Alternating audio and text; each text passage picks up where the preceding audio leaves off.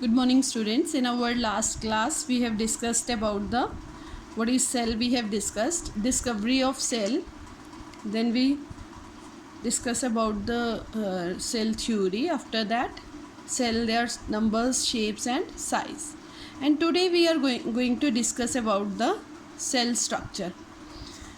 So cell is having three basic parts, that are cell membrane, cytoplasm and nucleus.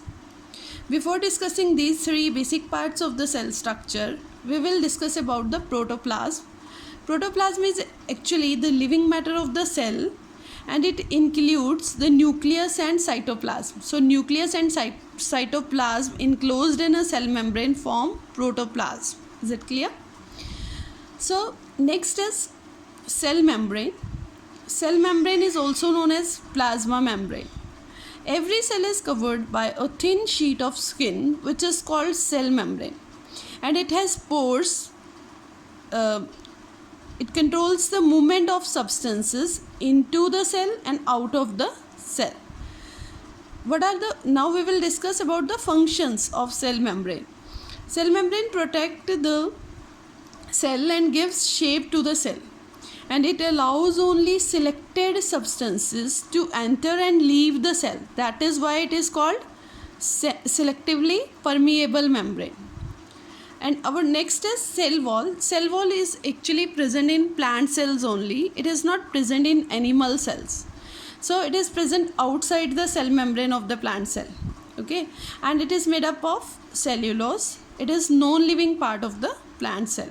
Functions of cell wall are, it gives shape and support to the plant, and it protects internal organelles of the cells. Now we will discuss about the cytoplasm. Cytoplasm is transparent jelly-like material. It is present between the nucleus and the cell, and most of the chemical reaction takes place inside this. Tiny structures present in the cytoplasm are called cell organelles. About cell organelles we will discuss in our next lecture.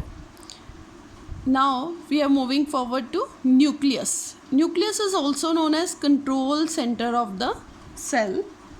Nucleus is small. You can see the diagram here. It is a spherical, or you can say oval structure.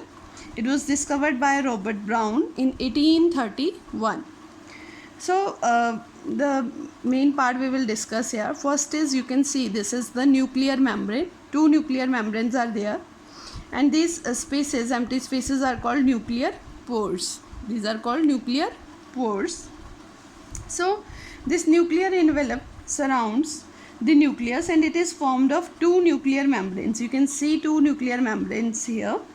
Okay, so it has many pores called nuclear pores, and nuclear pores are helpful to move in and out of the substances, to move in and out of the nucleus. Okay, next is nucleoplasm. This is it's a thick fluid-like substance in the nucleus, that is called nucleoplasm. Nucleolus is the rounded body in the nucleoplasm. You can see this is nucleolus. Okay, what it contains? It contains ribonucleic acid.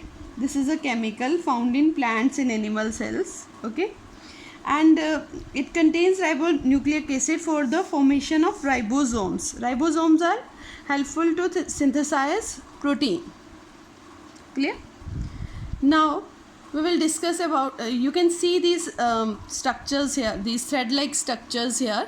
They are known as chromatin.